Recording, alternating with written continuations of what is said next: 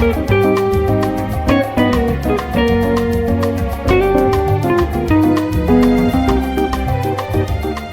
escritora Márcia Tiburi, por favor. E hoje a gente fala sobre Sob Meus Pés, Meu Corpo Inteiro.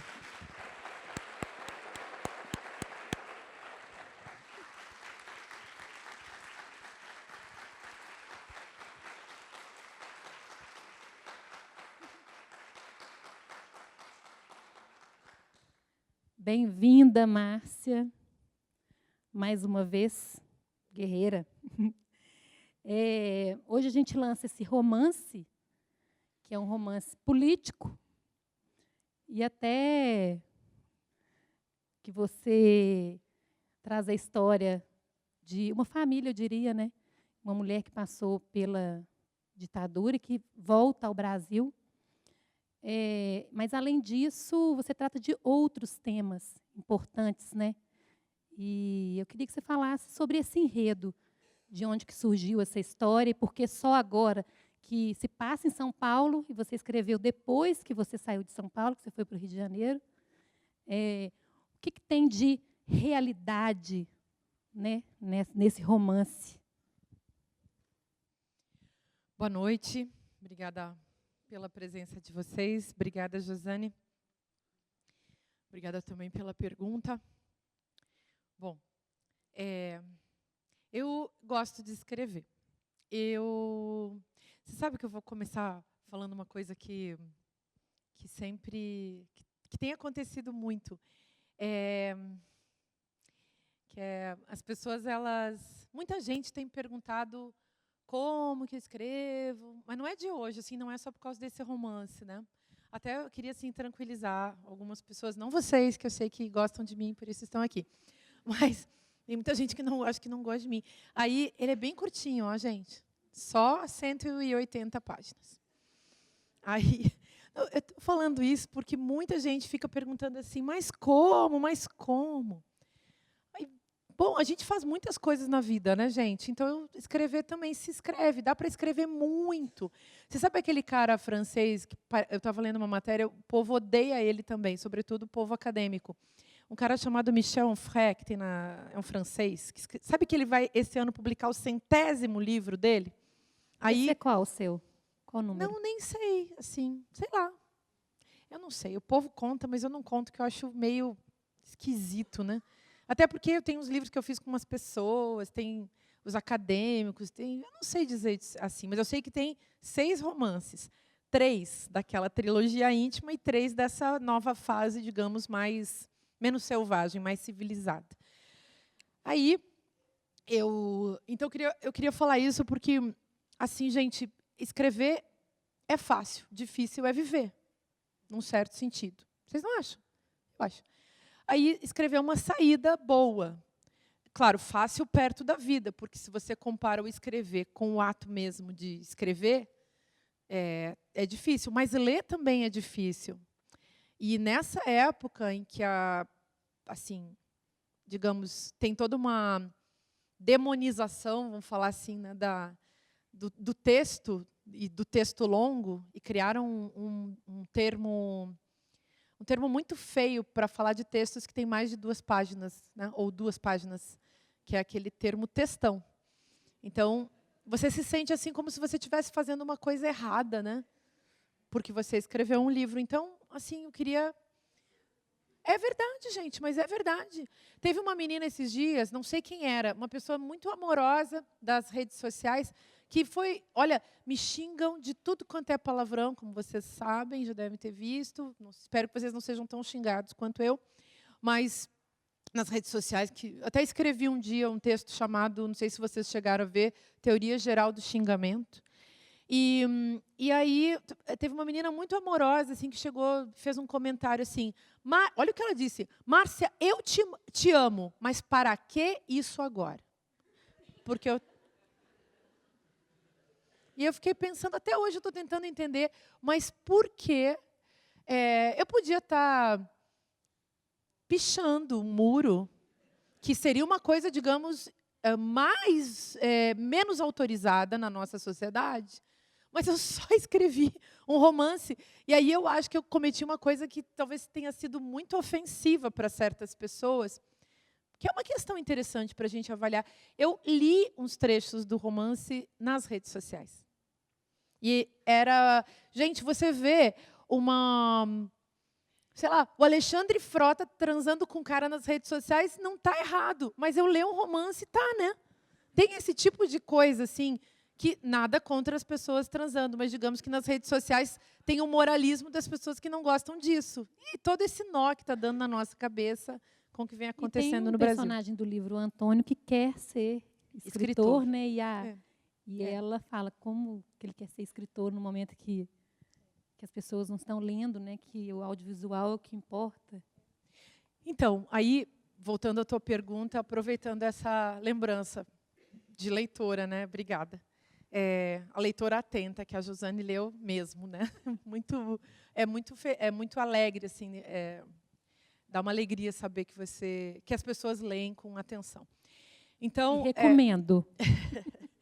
Então, o romance, eu escrevi ele nos últimos 2 anos. Eu costumo ocupar a minha cabeça com ficção. Não sei o que vocês fazem no dia a dia de vocês, mas eu estou sempre escrevendo um livro, e mesmo quando estou escrevendo um ensaio, eu também fico bolando uma ficção. Eu já tenho, nesse momento, uma outra ficção iniciada, para publicar quando ficar pronto. Então, não se espantem se daqui 1 ano, 2, aparecer outro romance.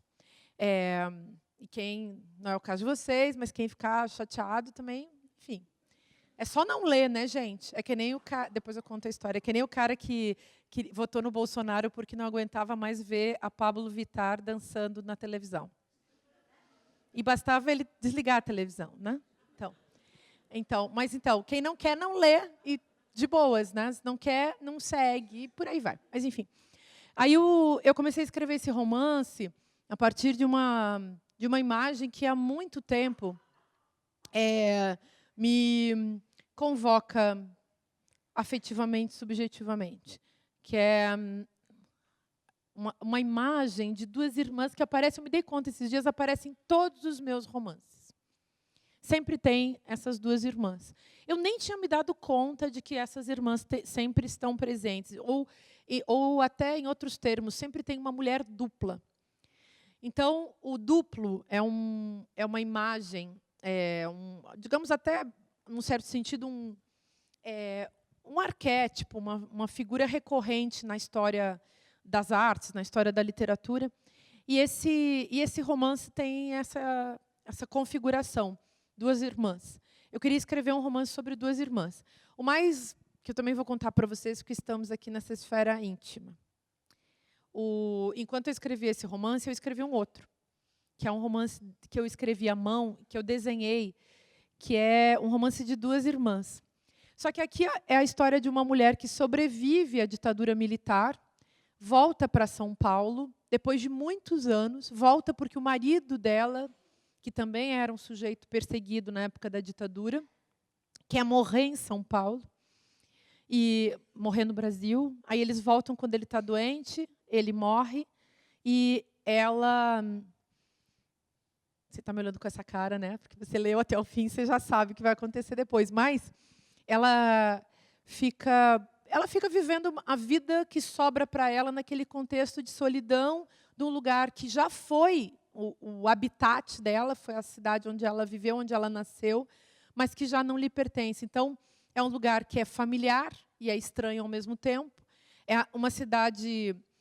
Onde que está a distopia? Estava até comentando com as meninas ali atrás, na entrevista que a gente estava fazendo. Uma distopia, nesse caso, e eu acho que em geral é assim, ela simplesmente coloca uma lente de aumento na realidade. A distopia é uma intensidade da realidade, ela não é o contrário da realidade, senão ela seria uma fantasia. Então, não é uma fantasia, é a realidade, só que com lente de aumento. Eu vivi em São Paulo durante cerca de 10 anos. E, enquanto eu estava em São Paulo, eu queria sempre escrever um livro sobre São Paulo, mas eu não vinha isso, não acontecia. Quando eu me mudei para o Rio de Janeiro, essa distância hermenêutica me fez desenvolver, enfim, essa história. Mas também olhando com essa lente de aumento que vem da distância, da nossa tentativa de compreender que é possível justamente porque existe uma distância. Quando você está mergulhado na experiência, a coisa não se produz, né? Essa compreensão não surge. E sabe aquele namorado que vocês tiveram na vida que depois você olha assim, meu Deus, depois você terminou, 5 anos depois, quando você encontra na rua, meu Deus, como fui capaz. Essa é a distância hermenêutica. Aí você começa a olhar melhor para aquilo que antes, mergulhado na experiência, você não conseguia perceber. E aí eu olhei para São Paulo desse jeito. O que tinha em São Paulo que me apavorava e que me expulsava da cidade? A falta de água. Eu vivi um período de uma seca gigantesca que teve em São Paulo, que ficou 1 ano sem chover. E aquele 1 ano sem chover numa cidade que tinha um histórico de umidade, de garoas e tal, que foram desaparecendo.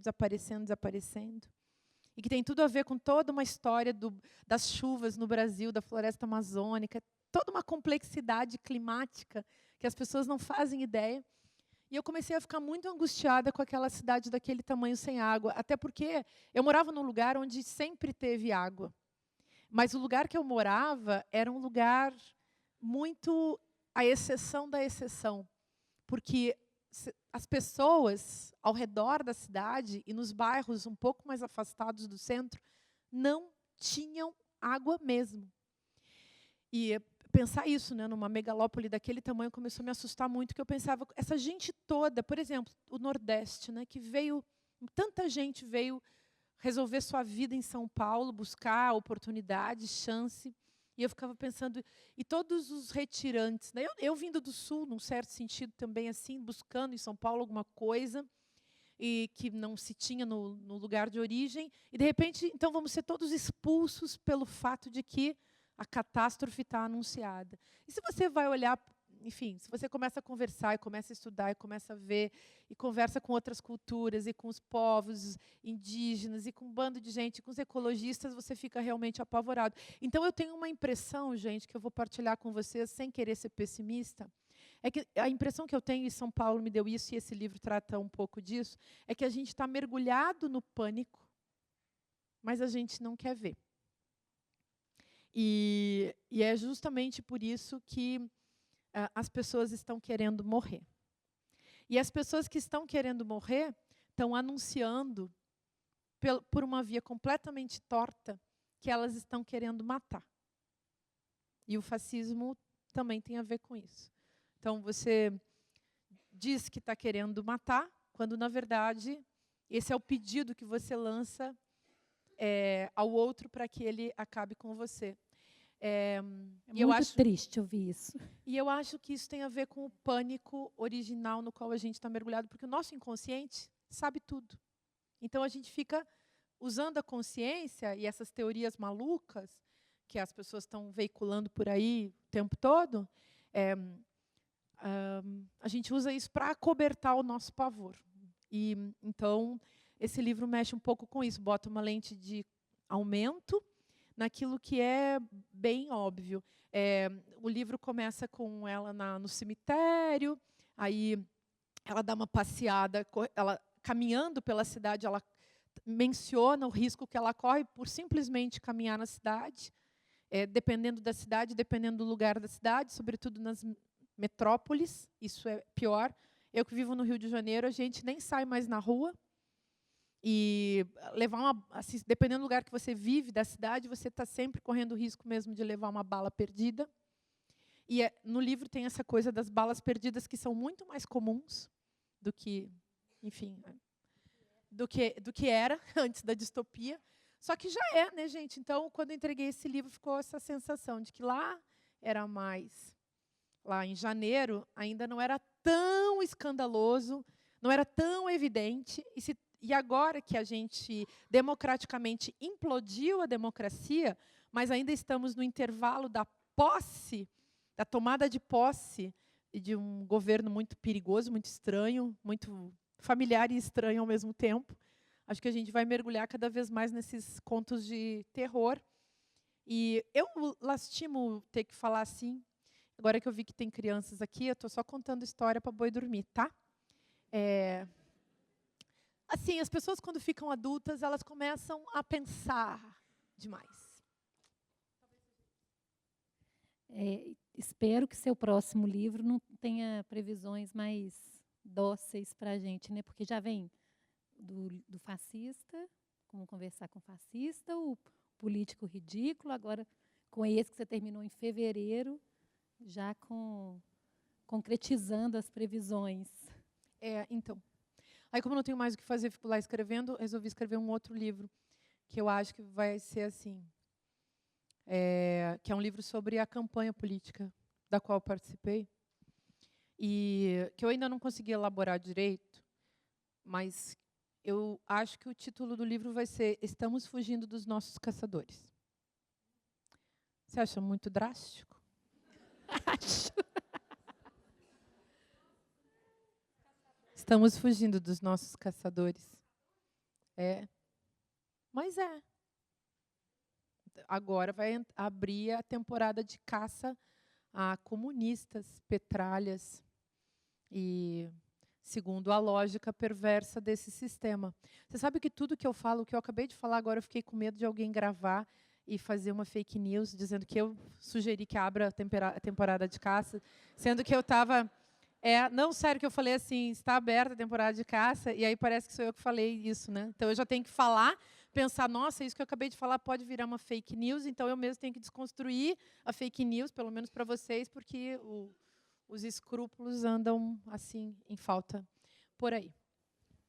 Você lembra, estava até falando isso por causa dos livros do passado, você falou do Como Conversar com o Fascista e do Ridículo Político, a gente trocou essa ideia hoje também do meu complexo de Cassandra, e agora eu já estou pensando sempre no futuro, né? O que as pessoas também fazem contra a gente. E lembrei que foi nesse auditório, falando sobre o ridículo político, em 2017, o Afonso estava aqui e nós estávamos nos matando de dar risada sobre a história do cu. Você lembra? Fizeram, gente, uma recorte daquela minha fala, espalharam pelo Brasil. Aliás, depois a gente pode discutir também uma tese sobre esse tipo de história. Mas nesse livro aparece esse tipo de coisa também, né? Esse domínio dessa linguagem conspurcada, ou esse domínio da conspurcação, que destrói a linguagem, que já era um problema que eu tinha tratado teoricamente no Como Conversar com o Fascista e no Ridículo Político. Mas o que a gente estava trocando de ideia hoje, eu e a Josane, é que eu fiquei com um complexo de Cassandra, por causa desses livros. Porque eu me lembro, gente, olha, vocês já leram Simone de Beauvoir? Já leram O Segundo Sexo? Leram aquela introdução em que ela fica falando como nós, mulheres, sempre temos que nos justificar quando a gente faz qualquer coisa, né? Então, a gente vive fazendo isso. E quando a gente escreve livros, se você escrever um, tem que se justificar. Se escrever 10, 20 ou 30, também vai ter que se justificar, né? E eu me lembro, assim, quando eu escrevi o Como Conversar com o Fascista, que essa expressão fascista, o que teve de gente enchendo o meu saco, de me irritar. Eu contei essa história, o meu editor não queria publicar, porque achava o nome pesado. O que eu tive de responder para o povo, assim, jornalista, gente por aí, você não acha que esse nome é um exagero? Essa expressão é um exagero? Tá. Aí passa um tempo... Bom, o ridículo político, então. Aí eu falava, galera, olha só, prestem atenção, existe uma mutação na cultura política, existe uma capitalização da falta de seriedade em relação à política, o discurso de ódio, o discurso de enganação, e o discurso, esse discurso também da distorção e o discurso que não deve ser levado a sério, inclusive, né? Que eu chamei de ridículo político, esse discurso está capitalizado e sendo usado por determinados personagens para se tornarem figuras importantíssimas no nosso cenário. Os 3 personagens principais das minhas análises eram Michel Temer, que não pode ser esquecido, não esqueçam dele, porque vampiros duram 400 anos. Outro, João Dória. Onde está João Dória? muitas cenas envolvendo João Aqui Dória. no livro. Aí está aqui no livro. Não está aqui no livro. Só tem a ver com aquele prefeito psicopata que fica pichando a cidade, pichando não, apagando, pintando a cidade de cinza. É uma relação com a realidade, assim, digamos, um pouco mais direta. E aquele outro detalhe que eu te contei, que eu só conto para eles lá na fila. Do autógrafo, que tem um detalhe que eu não posso contar assim publicamente, porque pode dar problema. Mas é um detalhe muito interessante. Porque, assim, ninguém vai saber isso se eu não contar, eu acho, né? Mas depois eu conto. E o outro personagem Conta individualmente para quem comprar o livro, porque aí vai entender. Só para quem estiver muito curioso e se lembrar dessa história que eu estou contando agora. Mas, gente, e o outro personagem é o Jair Bolsonaro mesmo. E aí é uma coisa óbvia que eu fiquei falando muito naquela época e coloquei nesse livro, que essa periculosidade, né? Aliás, é lógico. O Trump é outra figura que eu cito, mas não analiso, mas cito no livro. Mas é a mesma sequência lógica, só para pegar assim, uns exemplos muito fáceis de conectar. O Berlusconi, o Trump e o Bolsonaro. Ponto, chega. Nem precisa mais nada. Bota o Dória, que é um personagem menor, mas que pode se tornar muito maior também, se ele continuar fazendo os papelões que faz. Quanto mais papelão ele fizer, se ele não tivesse, por exemplo, aparecido naquele vídeo com um monte de mulher pelada, na tradição, família e propriedade, super, né, na performance, talvez ele nem tivesse sido eleito. Né? Isso que é um negócio que a gente pensava, e agora? Será que o moralismo em vigência na mentalidade política, no discurso dos cidadãos, nas instituições, na televisão, será que esse moralismo vai funcionar? Não. Por quê? Porque o que funciona mesmo, e isso eu escrevi no Ridículo Político, é o cinismo. Para qualquer momento em que, nessa sociedade, gente, em qualquer momento, se vocês se encontrarem numa situação de dificuldade, sejam cínicos, que vai dar tudo certo. Mas é verdade isso. Para qualquer dificuldade na vida acadêmica, na vida política, em casa, se você quiser fazer alguma coisa assim que você não deveria fazer se você fosse uma pessoa honesta, mesmo assim você fez, não assuma a culpa. Jamais assuma a culpa. Só vencem os cínicos. Essa é a nova regra, enfim, da nossa moral dessa época fascista. Márcia, no livro, a personagem, a Lúcia, ela descreve cenas de tortura, né? Eu queria que você comentasse como é que foi essa pesquisa, você conversou com as pessoas, ou foi por leitura, mais nesse aspecto no livro. Assim, essas aí eu tive muita dificuldade de fazer, porque, primeiro que existem experiências sobre as quais não é possível realmente escrever, você não pode relatar certas experiências. Então, eu busquei descrever, eu busquei construir essas memórias da personagem a partir de leituras, a partir de depoimentos que eu assisti. Eu toquei nisso assim com muito cuidado. Eu tentei, pelo menos, ter muito cuidado e para não ultrapassar o ponto, porque eu não queria fazer eu não queria estetizar isso e eu não queria, quer dizer, o problema de você tornar bonito uma coisa que é horrível. Então, esse é um desafio ali na hora de escrever sobre algo que é absolutamente real, traumático, pesadíssimo, sombrio, é traumático. Então, como falar sobre isso? Né? Ao mesmo tempo, esse era um ponto importante para a minha personagem, porque o que eu queria com ela, gente? O nome dela é Lúcia. Isso para mim foi sempre muito importante do começo ao fim. Ela é uma pessoa banal. Eu queria escrever sobre uma pessoa que foi vítima da história, tanto quanto as pessoas que são heróis e heroínas da história. Porque existem pessoas que são implicadas, que se envolvem, que entram numa trajetória de heroísmo, de coragem, de se lançar nas experiências, sei lá, de tentar viver a vida com intensidade, nas várias esferas, das várias experiências que implicam a condição humana. Mas existem subjetividades que são carentes de desejo, ou como que carentes de desejo. E essas pessoas sempre me intrigaram muito. Aquelas pessoas que tanto faz isso ou aquilo. Tanto faz. Tem muita gente que tanto faz o trabalho, tanto faz o casamento. São pessoas assim que não buscam nada. E que não buscam nada, não têm praticamente nenhuma angústia. E, no entanto, elas são tão vítimas da história quanto qualquer um de nós aqui que vivemos o nosso desejo de maneira trágica. Então, essa gente banal conta muito. E essa gente que vive uma experiência, vamos dizer assim, banal com a vida e banal consigo mesma, para mim elas são um mistério. Sobretudo quando se vocês pensarem assim, vocês se veem naqueles momentos assim de pura angústia em que vocês estão sofrendo, sei lá, desafiados em situações de limiar, limítrofes, sei lá, nas grandes angústias da vida, e tem pessoas que não. Às vezes nas mesmas cenas, às vezes dentro da nossa família. Eu não sabia o que fazer com isso, e quando eu não sei o que fazer com alguma coisa, eu boto num livro. E aí dá uma paz para o meu espírito.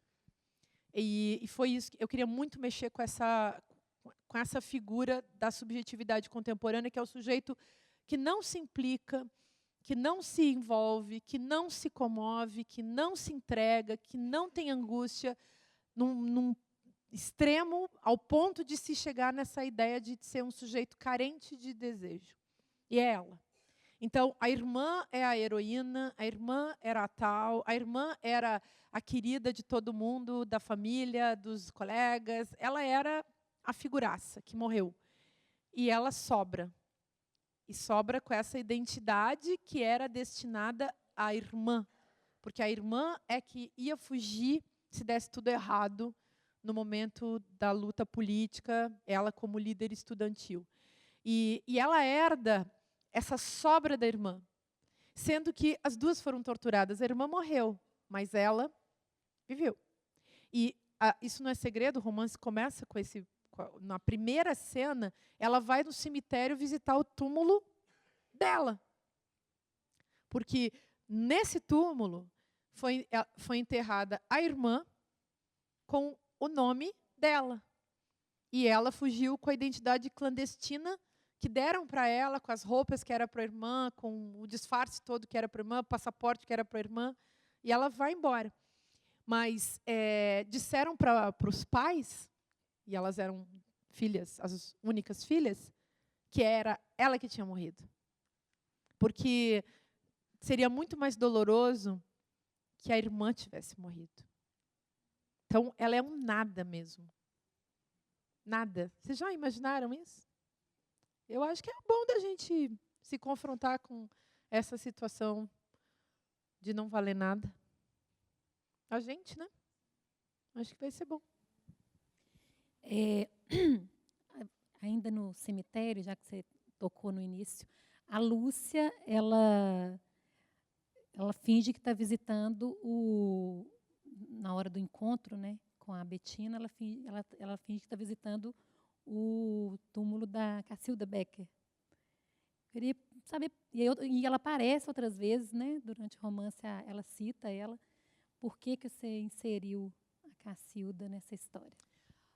Aí é uma coisa meio mística da minha parte. Primeiro que no cemitério do Araçá, lá em São Paulo, tem o túmulo da Cacilda Becker.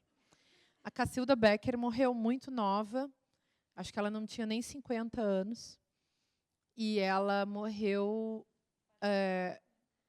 ela ficou um tempo no hospital e veio a morrer, mas ela tinha um aneurisma, um negócio assim, e a coisa se manifestou quando ela estava no intervalo do Esperando Godot, do Beckett. E aí, eu coloquei a Cacilda Becker porque duas coisas. Uma, que a minha personagem vai mentir. E ela é uma má atriz. E aí eu coloquei a Cacilda Becker para ser uma espécie de interlocutora. A Cacilda Becker era uma super atriz, a minha personagem é uma má atriz. Então, isso foi uma coisa que eu fiz conscientemente. Mas eu fiz conscientemente também, gente, que, assim, O mundo está cheio de gente, assim, que às vezes você não sabe se a pessoa está viva, está morta, né? Que tem, às vezes as pessoas aparecem e aí eu também fico com vergonha de falar isso porque, assim, sabe quando você fica com medo de falar as coisas porque pode ser mal interpretado? Mas tem mortos vivos, vivos mortos, e tem mortos mortos e vivos vivos. Então, às vezes, as pessoas aparecem.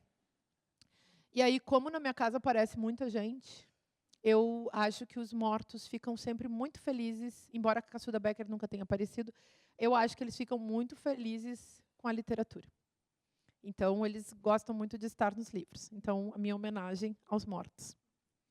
E, enfim, a literatura é uma história...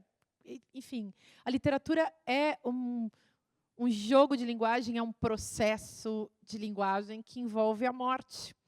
E os mortos são personagens perfeitos para o caso. Então, eu coloquei a Cassilda Becker como... Eu sempre ponho gente morta nos meus livros, gente. Porque um dia também é o nosso destino natural, né? Todos nós chegaremos lá. Espero que a gente chegue nas melhores condições, bem velhos, já muito cansados de viver e tal. Mas, assim, é bom a gente voltar a falar da morte. E voltar... Faz tempo que a gente não fala. A nossa sociedade hipertecnologizada, asséptica, rentista, capitalista, neoliberal, cafona, do shopping center, burguesa, odeia a morte. Mas era bom a gente voltar a falar da morte. A última vez que eu falei da morte, assim com mais precisão, acabou a luz. Então, eu estava num lugar que a gente foi gravar um Filosofia Pop. Vai ter nova temporada que acho que vai ao ar em março. Aí, no Sesc, lá em São Paulo. Aí a gente estava falando sobre a morte. Era a morte, era o assunto, e a gente foi gravar isso tipo de noite, num esquema todo lá, cheio das lâmpadas. Gente, quando eu falei assim, eu comecei falando, né, fiz a apresentação e disse, filosofar é aprender a morrer. Vocês conhecem essa frase? Sabem de quem é? Eu falei assim, filosofar é aprender a morrer, como nos disse, e quando eu ia falar o nome do sujeito, assim, deu uma explosão, acabou todas as luzes. Você sabe que já aconteceu isso comigo no Sesc aqui, fazendo sempre um papo com a Nélida Pinhon. Ela ia contar um caso da Clarice Lispector, que elas eram amigas. Acabou a energia. Quando ela falou o nome, você estava. Não, mas assim, é bom a gente ir falando assim, suavemente, para não ter surpresas. Mas naquele dia aconteceu mesmo.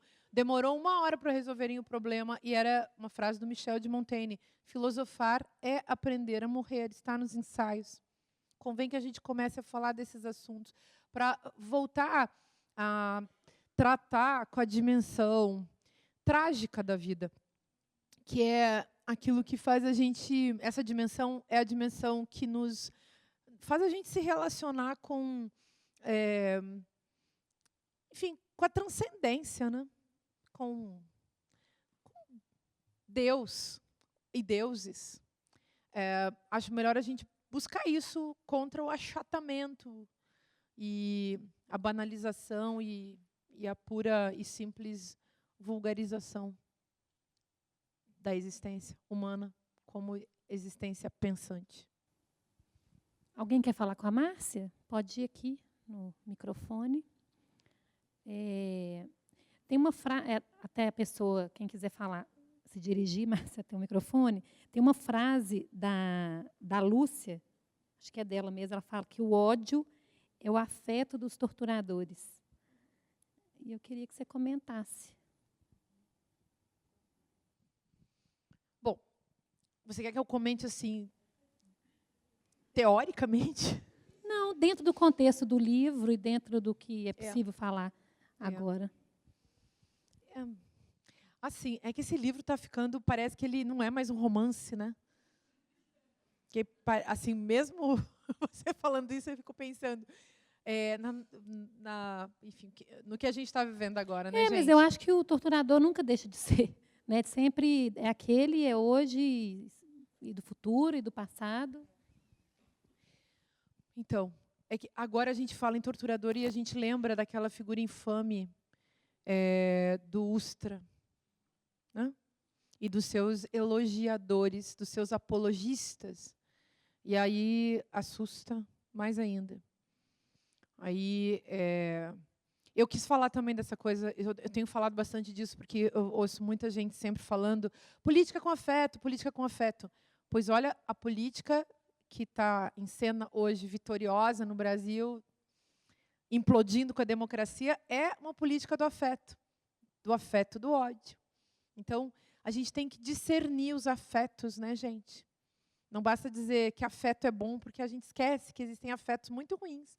Inveja é afeto, ressentimento é afeto, ódio é afeto, frio é afeto. Então, a tortura também não é a pior tortura, é essa tortura que se faz na sevícia, né, sobre o corpo do outro.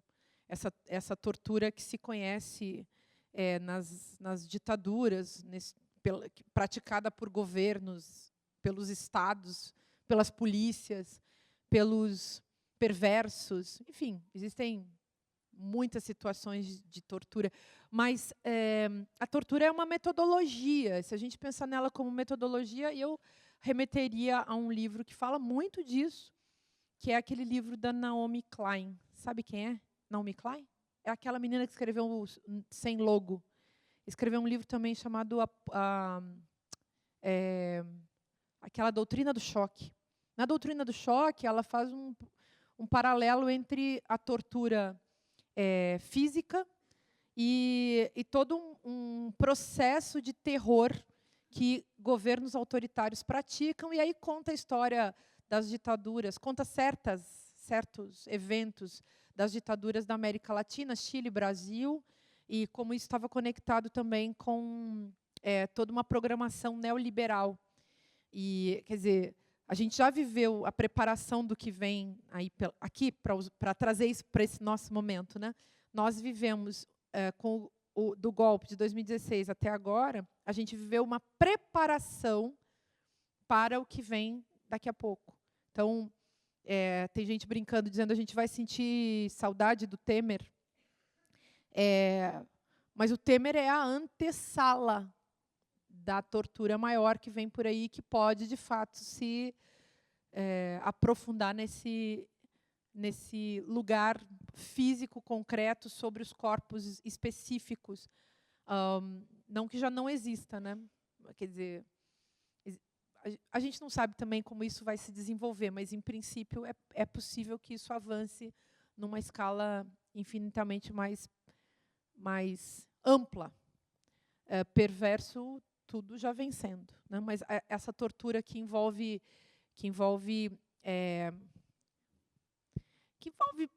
enfim, os choques que os meios de comunicação, que a programação do próprio governo tem sobre a vida das pessoas. Então, são muitos procedimentos microfísicos e também, vamos chamar assim, anatomopolíticos sobre os nossos corpos, que envolvem decisões do governo, que nos colocam em pânico, que nos colocam com medo, mas que chegam também a uma certa naturalização. Então, a gente já se acostumou a todo dia ter uma notícia ruim em relação aos nossos direitos. Nos acostumamos todos os dias a ver um jovem negro morto no noticiário. Não tanto que a gente entre em pânico real, mas um tantinho suficiente para que a gente consiga se acostumar e naturalizar.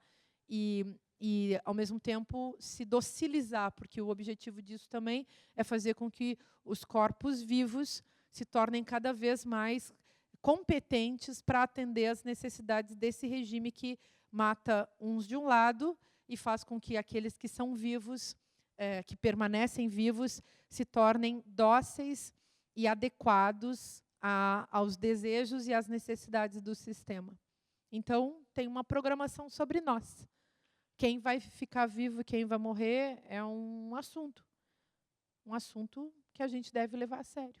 Um assunto que envolve pensar o lugar do poder hoje. Por isso, a nossa resistência também, acho que ela vai ter que ser muito especializada, porque as condições dadas pelos donos do poder nesse momento são as piores. São perversas, ultra tecnológicas, digitais, microtecnológicas, e nós somos um bando de corpos poéticos andando por aí escrevendo romance. A gente não A é resistência páreo. de hoje é especializada? A gente vai ter que ser muito especializado. Aí vai ser bem complicado, porque a gente tinha que ser ninja, gente. Nós somos um bando de pateta. Boa noite. Qual Boa o seu noite. nome? Diego. Então, primeiro eu queria parabenizar, né, o trabalho. Eu acompanho, Márcio, seu trabalho assim, há um bom tempo. Queria também agradecer, porque eu acho que, principalmente na minha adolescência, assim, te assisti muito, li alguns livros seus, e eu acho que muito do que eu sou, assim, da formação que eu tenho, veio assim, de ideias que ou eram suas, são suas, ou eu vim a conhecer através de você. Então, parabéns e obrigado. Vou falar um pouco, porque a pergunta assim, é simples, mas são muitos argumentos, muitas coisas que me perturbam, que eu queria saber a sua opinião. Resumida, hein? Tá bom. A gente, né, diante desse contexto aí que a gente está falando aqui, a gente descobriu que tem mais misóginos, homofóbicos, racistas dentro do armário do que aqui do lado de fora.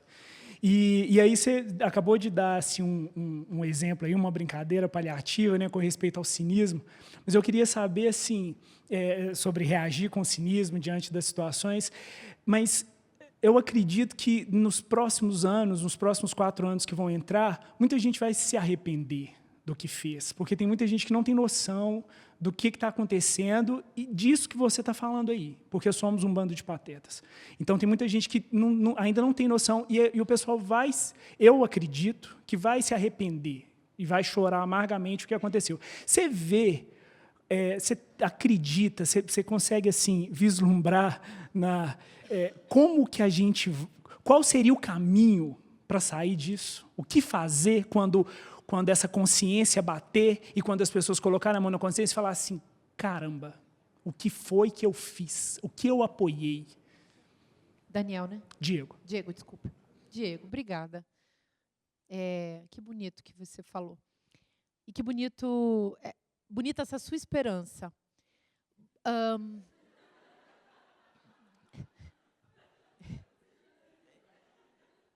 Porque assim, eu acho que a gente podia fazer outro jogo.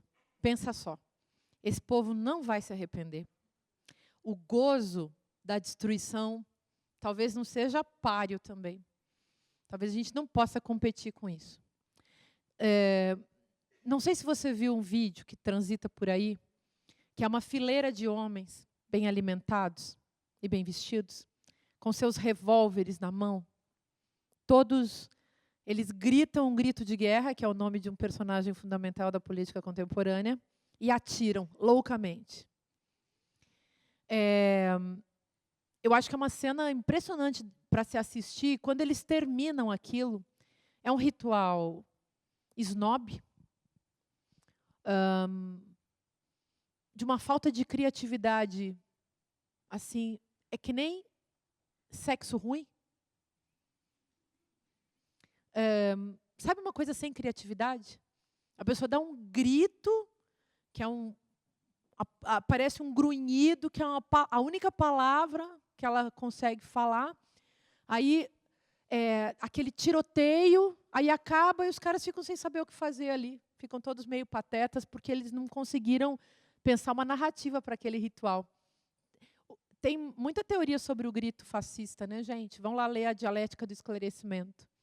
Em geral, aliás, o discurso fascista funciona pela gritaria. Por que eu estou falando isso, dando esse exemplo para você? Porque essas pessoas, com certeza, não vão se arrepender. Elas não têm como. Elas já chegaram nesse ponto e elas não têm como voltar atrás, porque o prazer que elas estão sentindo nisso é um prazer ultra primitivo. E, sobretudo, se eles continuarem no poder, talvez algum dia, acovardados, depois de terem da gente ter vencido a parada, aí eles possam ter algum tipo de arrependimento. Você leu o Eichmann em Jerusalém? Pois é, vai lá ler. O Eichmann não tinha nenhum arrependimento. A Hannah Arendt, nesse livro, ela fala dessa perplexidade. Como é que todo mundo achava que ia encontrar um carrasco? Ele era um sujeito banal, um carrasco horroroso. Ele não era um carrasco horroroso, ele era uma pessoa banal, qualquer um que nós somos. E aí, ele também não demonstrava nenhuma culpa.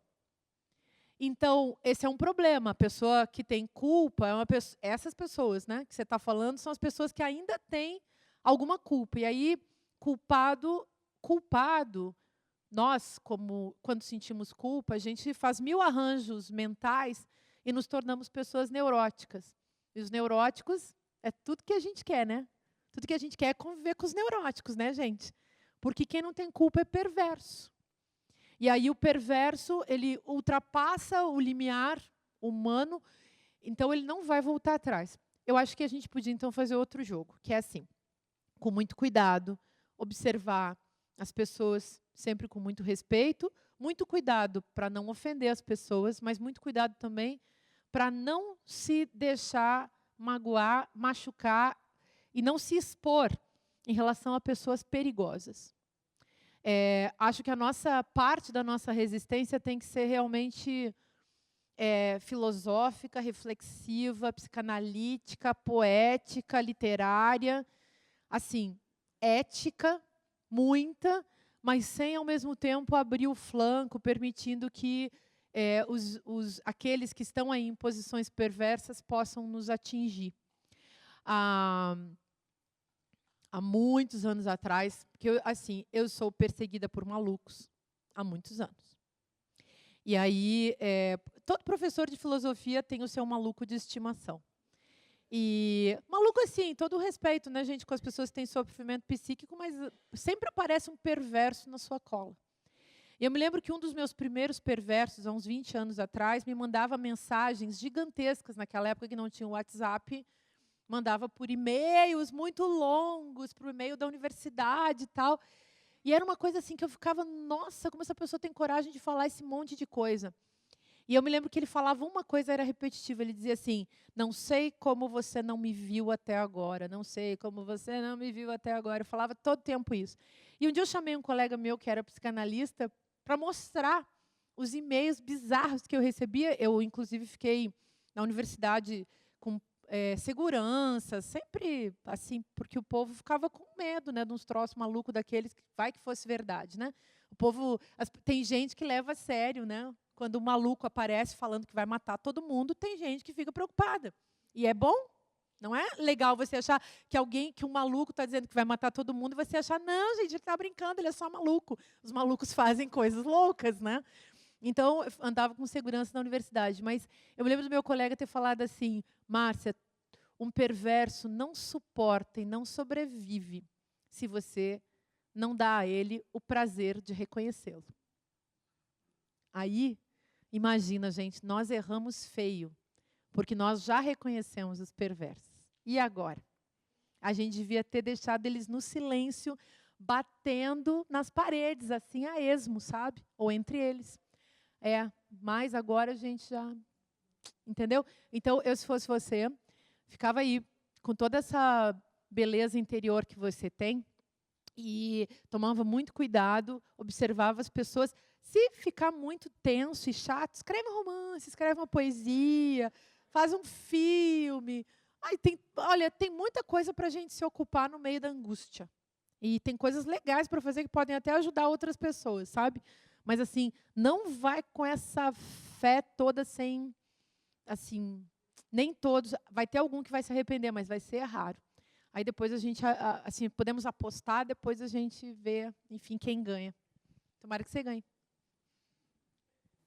Boa noite, qual é o seu nome? Boa noite, meu nome é André. Boa noite, Márcia. Eu acho que a minha pergunta, ela parece um pouco e complementa a pergunta que ele te fez.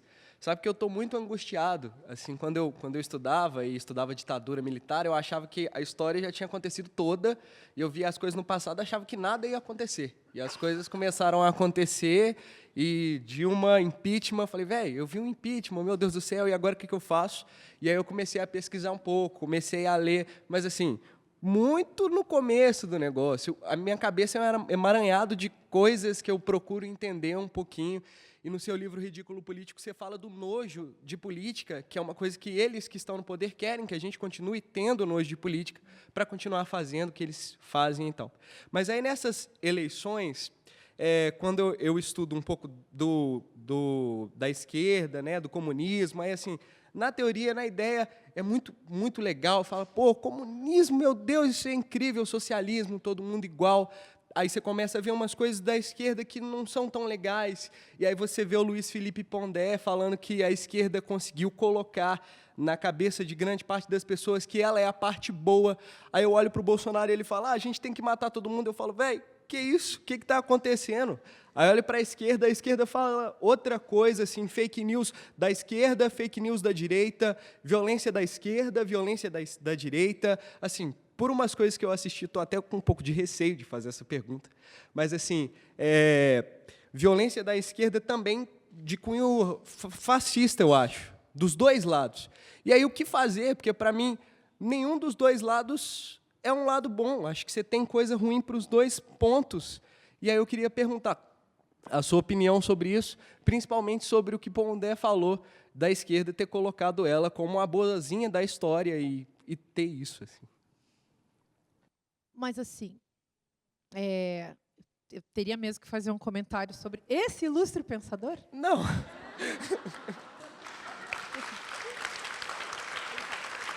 Não, porque, assim, eu não li esse texto, tá? Que você leu, desse ilustre pensador.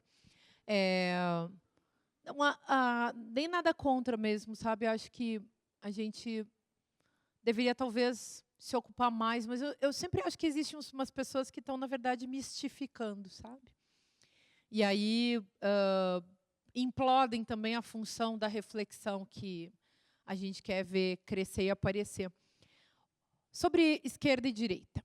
A gente não pode falar nunca de uma esquerda e de uma direita num sentido estanque. Tanto que a gente não usava esses termos durante um longo período da nossa bolha democrática, que acabou agora, vai acabar.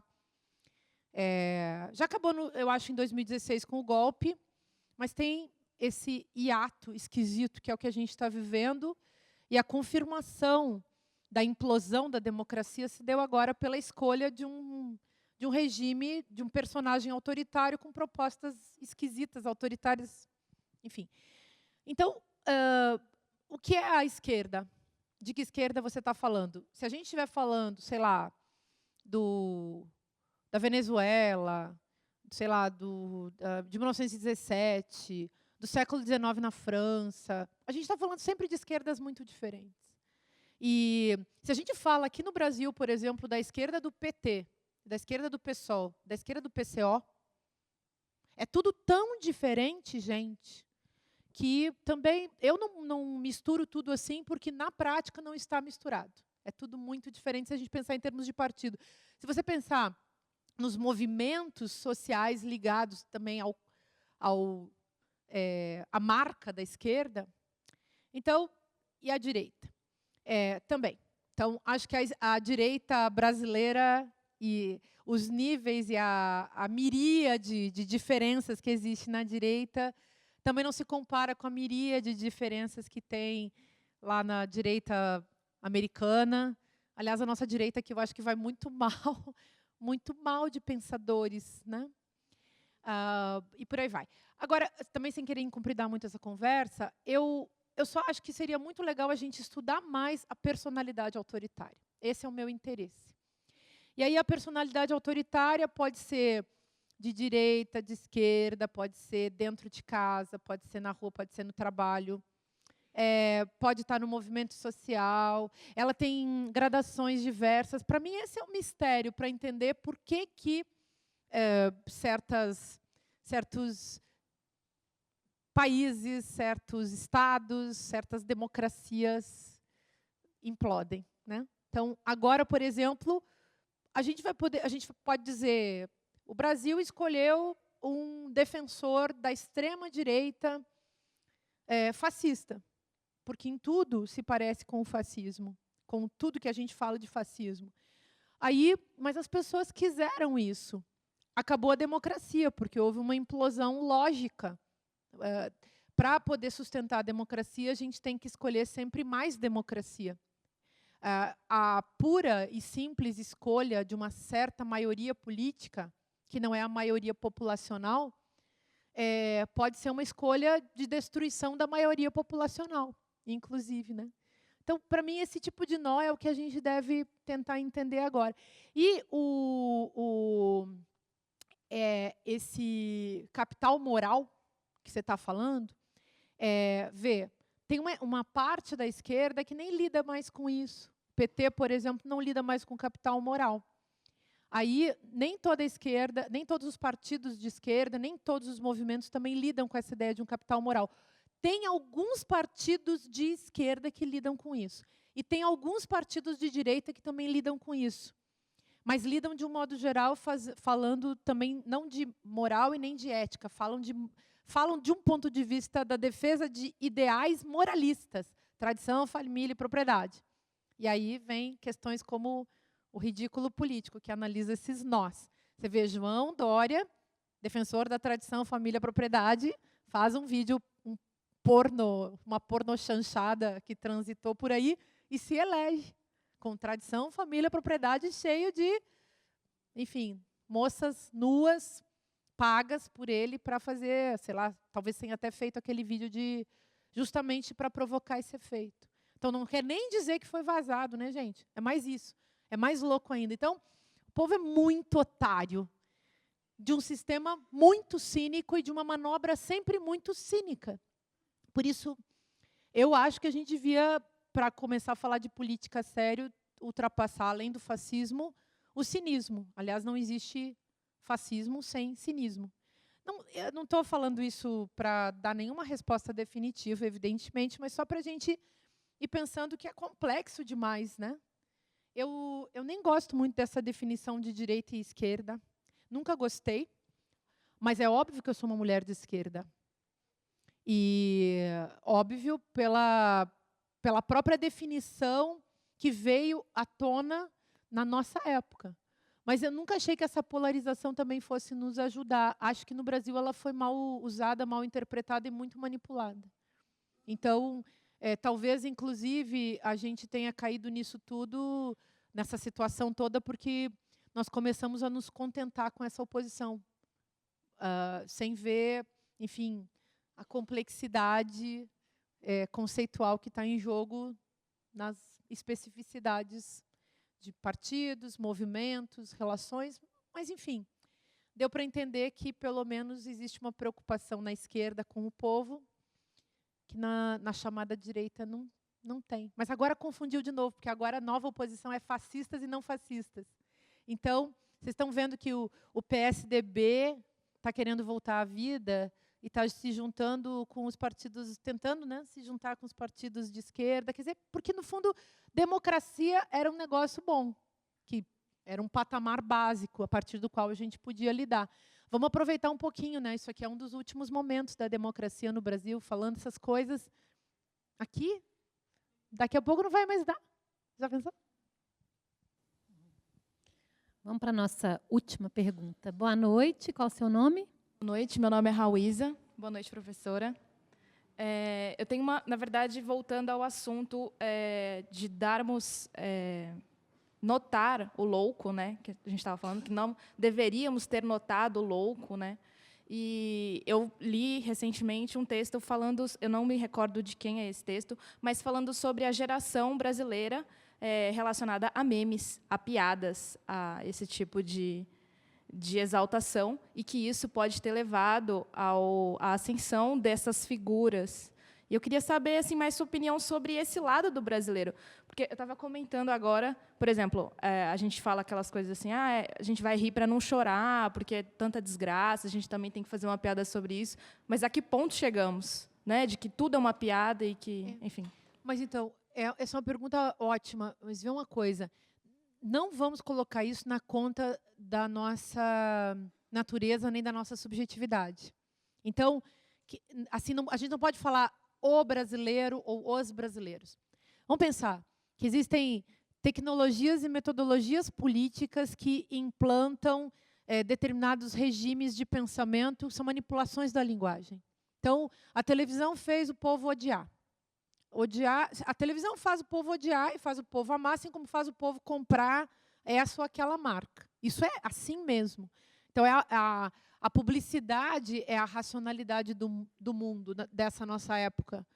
E nesse caso, eu acho que é grave, muito mais grave, porque para que as pessoas não caiam vítimas desse tipo de manipulação pela linguagem, porque você manipula os afetos pela linguagem, gente. Quando você chega para alguém e diz, eu te amo, não tem como a pessoa saber que você ama ela se você não disser. E quando você diz isso, você abre 1000 possibilidades, ou fecha, sei lá, mas você colocou a linguagem, essa simples frase, que abre um mundo para você e para o outro,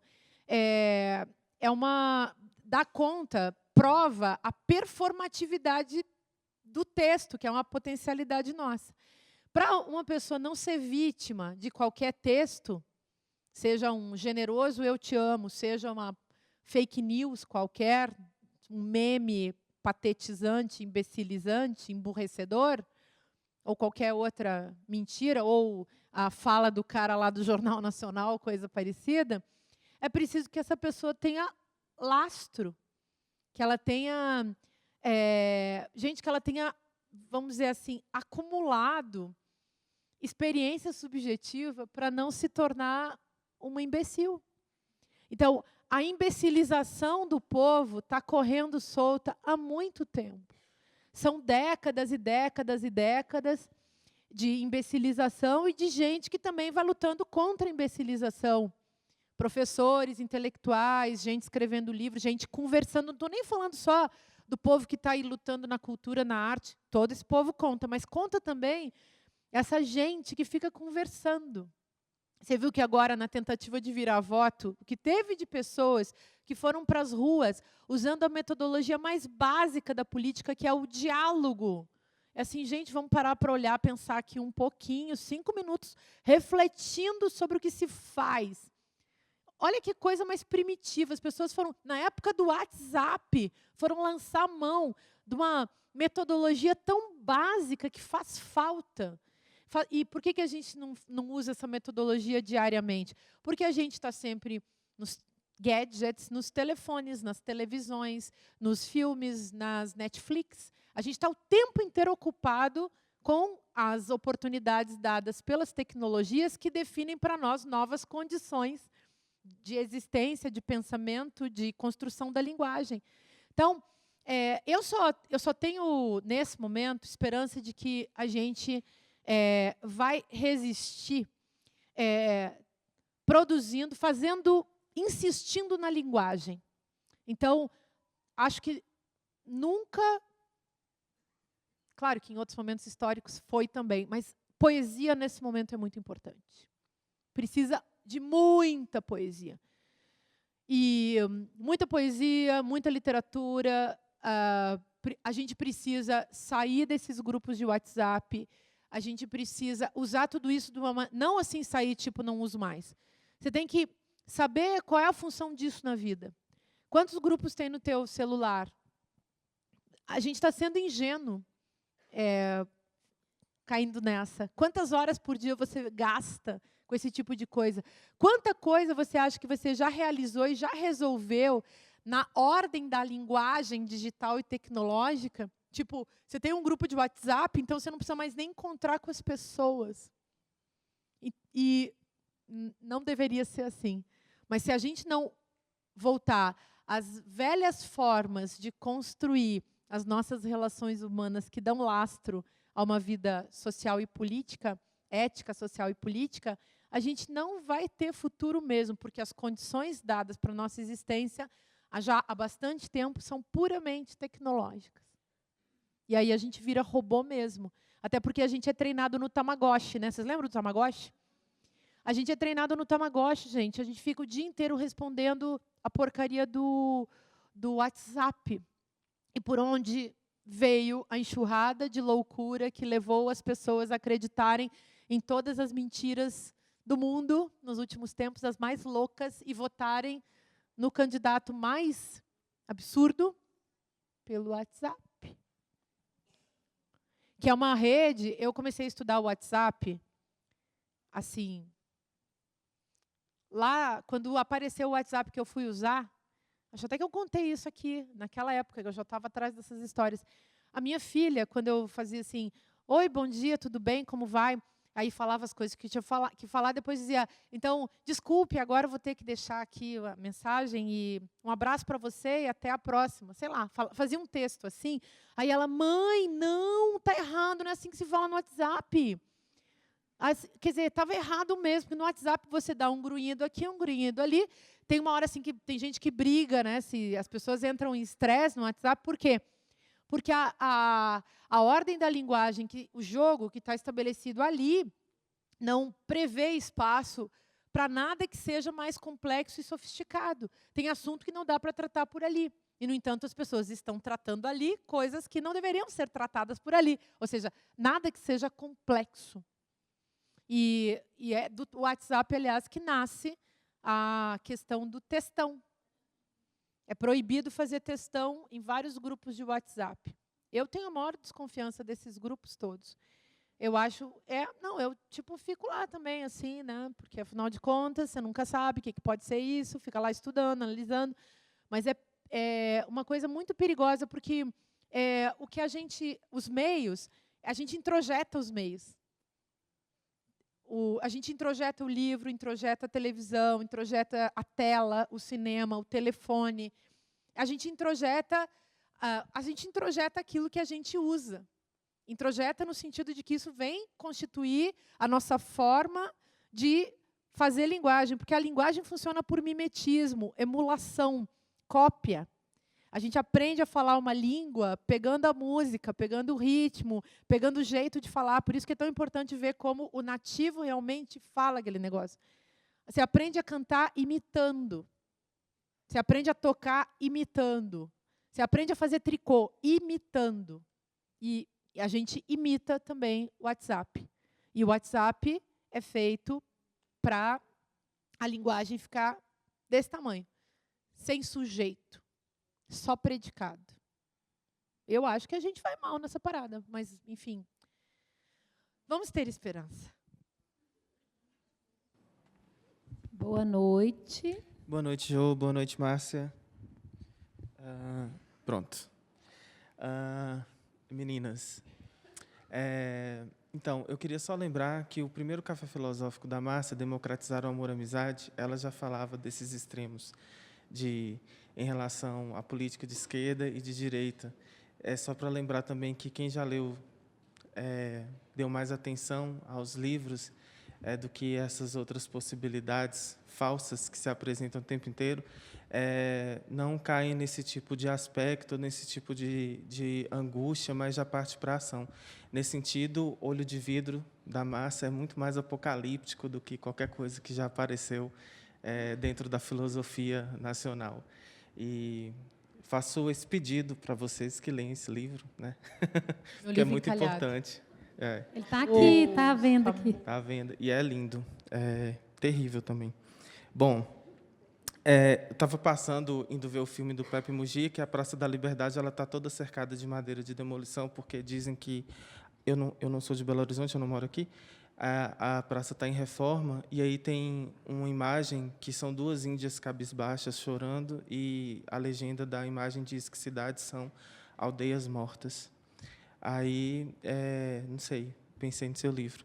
E aí, depois, quando eu fui ver o filme do Pepe Mujica, tem um momento lá que ele diz, que é um dos momentos mais tocantes do filme, onde ele diz que ele está 7 anos sem ler um livro, e que esse é o maior cárcere que ele pode ter experimentado na vida.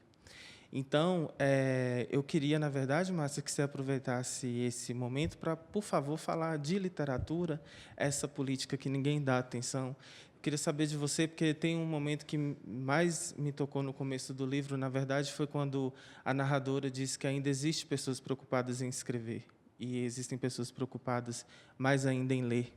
Eu me preocupo muito em ler, eu me preocupo muito com literatura, eu amo literatura, não consigo me identificar no mundo sem ela. Então, eu queria que você falasse o que você está lendo. Eu estou lendo você, mas eu gostaria que você contasse para a gente o que você está lendo e fizesse a declaração de amor que você sempre faz em cada livro, à literatura. Obrigado. Obrigada, Pablo. Você é uma verdadeira dádiva para um escritor. Te agradeço mesmo por essa atenção com os meus livros. Você sabe que eu estou lendo Memórias do Cárcere? Sabe quando você vai procurar um bom lugar para você se esconder? É lá. É tão bonito, é tão horrível. E é aquele calhamaço desse tamanho. E eu estou lendo bem devagar, para durar também, né? E não sei se vocês já leram, gente. Memórias do Cárcere é dessas obras bastante obrigatórias da nossa cultura, da nossa história literária. E o Graciliano Ramos que a gente encontra ali é um sujeito que vai confessando tudo, vai falando os nomes das pessoas. Eu estou tentando escrever um livro, esse aí da minha experiência com a campanha, mas eu não consigo falar das pessoas. Eu acho que até que eu fui procurar esse livro para criar uma liberdade de poder dizer. Porque como que você vai falar das pessoas? E aí você vai trocar o nome da pessoa. Esse livro só foi publicado depois que ele morreu, né? E como falar das pessoas? A gente não tem das pessoas vivas que estão por aí transitando, com quem você viveu certas coisas, porque as pessoas não são personagens, né? Elas são mais complexas. Ao mesmo tempo, não é proibido você ter a sua leitura daquela pessoa. A gente podia viver com mais dignidade, talvez, essa leitura que a gente faz uns dos outros, né? Mas, na nossa cultura, do jeito que a gente está vivendo, também essa liberdade está vetada, né? Não pode. Aí eu estou com esse problema na vida. Mas estou lendo, pensando em como ele sofreu, mas até onde ele foi, ele conseguiu também tirar, e a literatura é que permite isso, né? Tirar uma perlaboração, né? Uma ultraelaboração, e que torna, enfim, continuar vivendo algo sustentável, digamos assim. É viável continuar vivendo porque você pode escrever sobre aquilo que se experimentou. Mas vem aquela amargura, sabe? E o único lugar bom da gente colocar a nossa amargura, eu acho que é a literatura. Ali, a amargura se torna outra coisa. Você pode aprender com a amargura dos outros. A gente não deveria nunca dar isso para as pessoas, a gente deveria colocar na arte, guardar para que as pessoas possam ver. Isso existe. Eu acho que cura também. Para mim, assim, escrever sempre me libertou das coisas, né? Me deu até saudade de certas coisas que eram muito constitutivas de mim. Fiquei meio esvaziada de certas questões pessoais, em função de ter escrito sobre elas. Mas essa também é a cura literária, digamos, né? Cura no sentido desse cuidado, dessa atenção, e aí vale a pena fazer isso. Eu espero que a gente escreva muito, leia muito. Ler sempre é uma saída bacana, é um portal para um outro universo. E escrever também. Escrever devia ser uma coisa realmente menos imediata, mais pessoal até, eu acho. Agora, nessa mania de exposição, com esse valor de exposição que a sociedade capitalista, enfim, nos legou, né, que nós inventamos, a gente entrou nesse jogo, as pessoas vão para o Facebook e para o Twitter e escrevem o dia inteiro, mas quantas vezes isso que se escreve, não estou dizendo porque as pessoas não façam isso também, cada um sabe de si, mas quantas vezes não se elabora? E aí eu acho que a literatura é boa também por conta disso, porque você tem um outro tempo de escrita, quando você se dispõe a fazer a crônica, fazer o conto, fazer o romance, fazer o ensaio. É um tempo de construção subjetiva que a gente não vai encontrar nessa rapidez a qual nos obriga a onda tecnológica e digital. Porque ali a gente é obrigado a ser rápido. Você não tem saída. Num Twitter, por exemplo, né? Num Facebook e por aí vai. Então, eu acho que a gente vai ter que voltar, continuar dando os passos atrás no tempo, na história, nas formas de viver. Do contrário, a gente não tem nem porquê, né, gente? Para quê? A gente não veio para esse mundo para experimentar essa alucinação. A gente podia melhorar a qualidade da alucinação. Eu acho. Literatura é isso. Hoje eu estava com o Rubens almoçando. O Rubens, meu marido. Está ali. Faz assim, amor. O Rubens, ele... A gente estava falando... Eles já aplaudiram você é casado comigo. É realmente corajoso. Aí a gente estava conversando assim. Eu sempre falo para o Rubens uma coisa, gente, que eu vou dizer para vocês. Eu tenho pavor da realidade. Se tem uma coisa que eu detesto, é realidade. Aí, hoje estava tentando convencê-lo, falando assim, olha só, a gente não está vivendo uma tremenda de uma alucinação? Tá, né? Então, a gente não podia melhorar a qualidade dessa alucinação? Para que ficar na realidade? A gente podia fantasiar umas coisas mais interessantes. E aí, na hora que a gente estava conversando sobre isso, a gente até entrou em outros assuntos, e eu fiquei pensando, até coloquei isso, mas depois a gente foi para outros assuntos. O que é esta porcaria de realidade? Gente, é o mesmo velho problema de todos os filósofos, desde sempre. O que é isso? A gente tem que voltar a se preocupar com assuntos tipo básicos. Realidade, antes eu falei de um outro, a morte. Esses assuntos muito básicos, a partir dos quais a gente vai criar muitas teorias cuidadosas, diálogos, interpretações, possibilidades, literatura, poesia, e por aí vai. Mas, assim, não me venham com realidade, porque eu, sinceramente, não sei onde é que esse negócio está, porque ou a gente tem ficção, ou a gente tem alucinação, ou a gente tem pesadelo, mas realidade é um negócio que eu acho que está faltando. Não sei. Quem sabe? Bom, chega, né, gente? Chega de... Necessário, né? Márcia, muito obrigada, Obrigada por ter a vocês. vindo. Obrigada a todos. Um salve, né, para a filosofia, para a literatura, para a cultura. E aí está todo mundo convidado para ir lá quinta-feira, na livraria Ouvidor, e a Márcia vai autografar aqui em cima. Daqui a pouquinho ela está lá.